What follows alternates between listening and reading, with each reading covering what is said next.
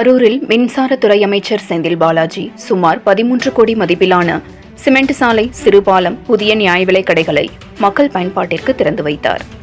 கரூர் சட்டமன்ற தொகுதிக்கு உட்பட்ட நேரூர், பஞ்சமாதேவி, அரசு காலனி, தண்ணீர் பந்தல் பாளையம், வாங்கல், தவிட்டுப்பாளையம், என்புதூர், குப்பிச்சிப்பாளையம், மண்மங்கலம் உள்ளிட்ட பல்வேறு பகுதிகளில் புதிய ஸ்டார் சாலை அமைத்தல், சிமெண்ட் சாலை அமைத்தல், சாலை விரிவாக்கம் செய்தல், புதிய நியாய விலைக் கடை, பகுதி நேர நியாய விலைக் கடை, சமுதாய கூடம் உள்ளிட்ட நலத்திட்ட பணிகளை துவக்கி வைத்தும் முடிவுற்ற பணிகளை திறந்து வைக்கும் நிகழ்ச்சி மாவட்ட ஆட்சியர் தங்கவேல் தலைமையில் நடைபெற்றது.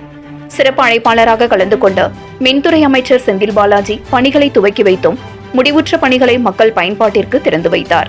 சுமார் 13 கோடி மதிப்பிலான பணிகளை இன்று அமைச்சர் திறந்து வைத்தார். முன்னதாக நிகழ்ச்சியில் பங்கேற்க வந்த அமைச்சர் செந்தில் பாலாஜிக்கு கட்சி நிர்வாகிகள் சாலை மற்றும் மாலை அணிவித்து வரவேற்றனர். 7 Green News செய்திகளுக்காக கரூர் மாவட்ட செய்தியாளர் சீனிவாசன்.